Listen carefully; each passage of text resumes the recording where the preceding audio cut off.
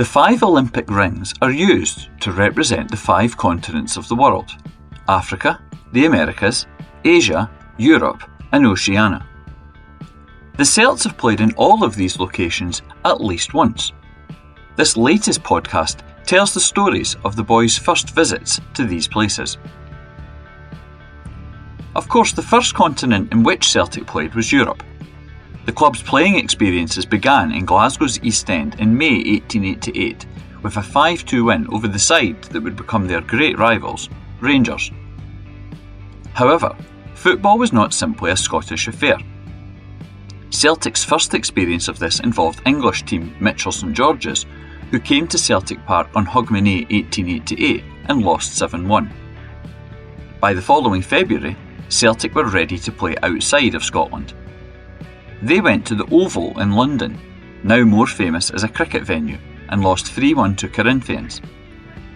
The next month saw the Celts enjoy their first victory outside Scotland with a 4-3 scoreline against Newcastle West End at St James's Park. Although formed by Irishmen, Celtic did not go back to the land of their birth until April 1889.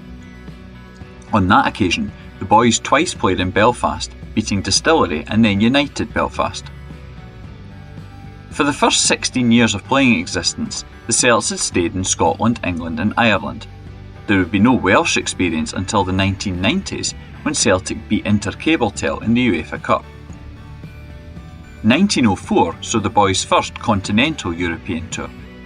They went to Austria and Bohemia, playing 3 games and winning them all.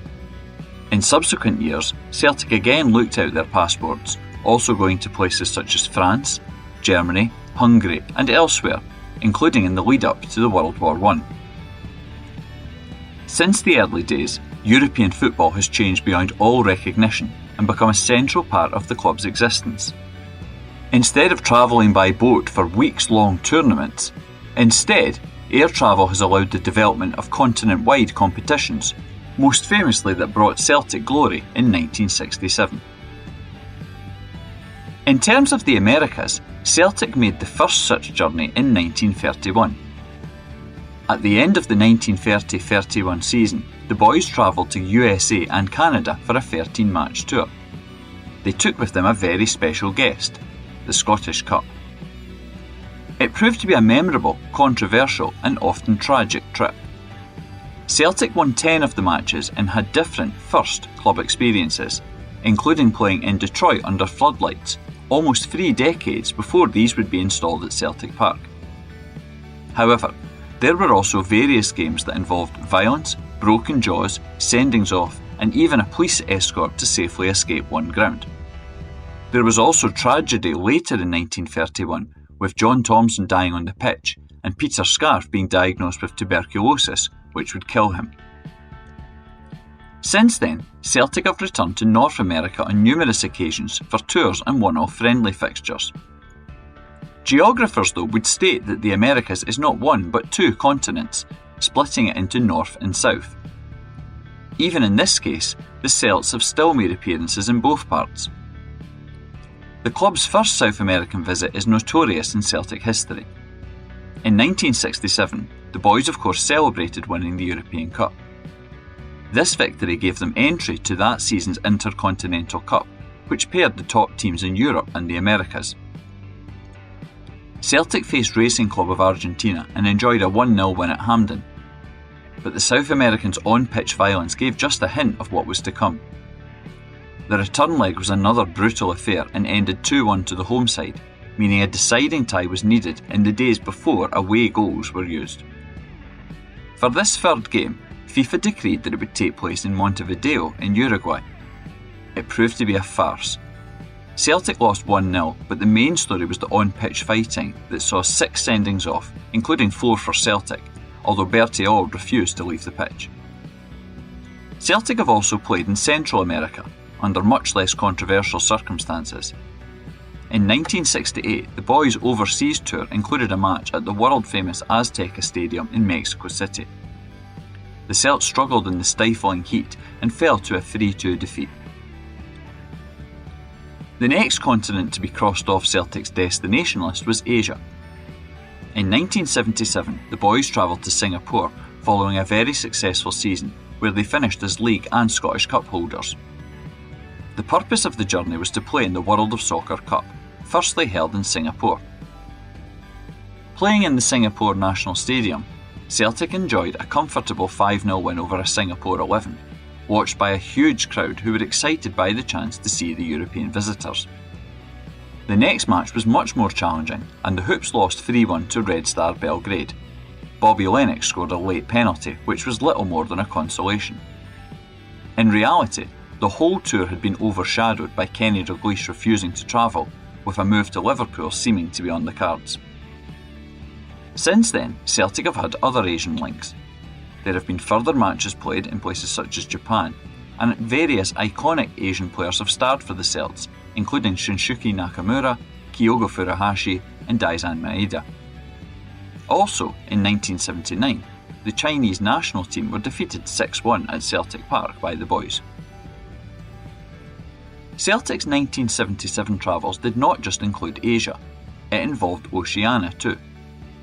The World of Soccer Cup included matches being played in Australia as well. The Hoops played 4 matches in Australia, split evenly across Sydney and Melbourne. Celtic started the Oceania stage of the tour with a 1-1 draw against Red Star Belgrade before beating Arsenal 3-2. In a match with an Australian 11, there was another 3-2 victory, before the final game, when Celtic gained revenge by beating Red Star 2-0 to be crowned competition winners. Although hardly an important tournament, the World of Soccer Cup was notable as the final trophy won by Jock Stein during his time as Celtic manager. 1977-78 proved to be very unsuccessful for the Boys, and so the club's greatest ever boss was out the door, to be replaced by Billy McNeill. As with Asia, the Celts have returned to Australia at different times since the 1970s. There have also been other connections, not least popular manager Ange Postecoglou and players such as Scott McDonald. By the 1980s, Celtic had some African links, but had never yet played on that continent. In 1913, it had been mooted that the club would take part in a joint tour of South Africa with Rangers, but this did not eventually transpire. Another connection came in 1899. That year, Celtic welcomed a team of all black players from the south of Africa to Celtic Park.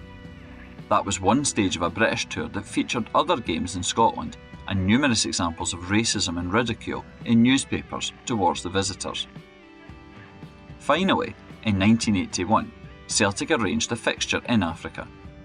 At the end of the 1980-81 season, when the Boys had been crowned champions, there was a visit to Casablanca in Morocco. Celtic faced a Moroccan 11 with 50,000 local fans turning out to see their team and Scotland's finest too. The Boys had a weakened team owing to international matches being on at this time, so the squad included some youth players. An unusual looking Celtic team wearing yellow shirts, green shorts and yellow socks took to the field. The game started well for the Celts, who led 1-0 at half-time thanks to a Frank McGarvey goal. However, the extreme warmth and physical nature of the opponents made life difficult. By the end of the match, it finished 2-1 to the hosts. Geographers contend that there are actually 7 continents. Celtic have played them all, except of course Antarctica. Perhaps one day the East End club will head for the South Pole, although Hoopy the Huddle Penguin doesn't quite have the same ring to it. If you want to learn more about Celtic history, follow Hail Hail History on Twitter X and Blue Sky. You can also take part in free Celtic walking tours. Visit celticwalkingtours.wordpress.com for more information.